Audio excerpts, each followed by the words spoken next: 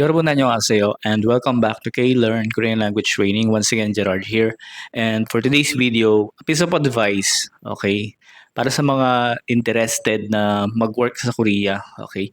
Alam naman natin na lahat na kailangan yung mag-aral at may pasa yung exam para makapunta kayo ng South Korea. Okay? So marami akong mga nakikita na first take ng exam, bumagsak sila. So, para sa akin normal lang 'yon. Hindi lahat, kayang ipasa yung exam sa unang take. Kahit naman nung ako, bumagsak ako nung unang take pero 1 point lang yung kulang, okay. So, bumagsak ka sa unang exam mo, it's normal. Pero kung halimbawa naka 19 ka, naka 15 ka, ibig sabihin tama yung review mo, kinulang lang, okay. Ibig sabihin after mo bumagsak itutuloy mo pa rin yung review, okay? Hindi ka maghihintay lang ng exam ulit tapos yung gagawin mo ulit yung ginawa mo sa una, okay? 'Pag unang take ng exam bumagsak, okay lang. Tuloy sa review and then pangalawang take, bumagsak ka ulit, pero tumaas yung score mo, ibig sabihin tama yung review mo, kinulang pa din siya. Pangatlong take, bumagsak ka pa din pero tumaas din yung score mo, ibig sabihin tama talaga yung review, kulang lang yung mga vocabulary at yung pagre-review mo. Kung tumataas yung score mo, babagsak ka. First, bagsak. Second, bagsak pero tumaas yung score mo. Third take, bagsak pero tumaas yung score mo. Ibig sabihin tama yung review mo, kulang lang. Okay? May mga student din ako na ganun, pang third time bago sila pumasa. Bago nakaalis, meron nga pang fourth time. Meron nga, halos kasing edad na nung training center ko. Pero di sila tumigil, nag-take pa rin sila nag-take tapos hanggang sa pumasa sila. Okay? Pero, ganito yan. Di ba sa unang take mo ng exam, okay lang na bumagsak ka. Sabi ko kanina, di ba? Pangalawa, kailangan bumasa ka na. Kasi, ibig sabihin, pag sa pangalawang take mo, pangatlong take mo, bumagsak ka pa din, ibig sabihin, yung ginawa mo nung unang take mo, ganun pa din yung ginawa mo sa second, third, fourth, fifth, etc. Okay? Kulang sa review, walang direction sa pagre-review, sige nood ng iba-ibang mga nagtuturo, sige nood ng mga iba-ibang vlogger, confused sa pag-aaralan, okay? So ako bilang 4 times na napasa sa EPS topic, okay, na-sustain ko siya.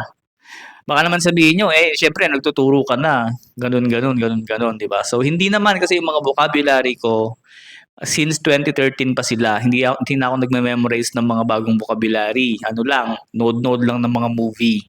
Okay, pero pag pina-exam mo ko, kahit papano, hindi man ma-perfect pero pumapasa pa din ako. Ang goal naman natin makapasa, hindi naman ma-perfect. Meron nga na-perfect pero di nakakaalis. Okay? Pag unang take, okay lang bumagsak. Pangalawa, kailangan pasado ka na kasi learn from your mistake, ika nga, di ba? So, unang take, bagsak. Pangalawa, kailangan pasado ka na. Kung hindi ka pumasa, ibig sabihin, kulang ka sa review at yung ginawa mo dun sa first take mo, yun din ang ginawa mo dun sa second or third na exam mo. Okay? Kasi language yung pinag-aaralan natin, this is more on vocabulary. More on memorization siya. Okay, may mga nakikita akong ibang learning center na advanced daw ang tinuturo, blah, blah, blah. Pero pag nag-exam yung ibang student, bagsak pa din. Why? Kasi simple lang naman, ako shortcut ko na yung mga kailangan gawin ng student. Shortcut ko na yung mga dapat nilang i-focus para hindi na sila malito. Okay? Kasi dito, pag mag-aaral ka ng language, more on vocabulary, more on memorization, translation lang siya. Lahat ng learning center, Korean language ang tinuturo. Lahat ng learning center, isa lang yung process na sinusunod. Okay? So,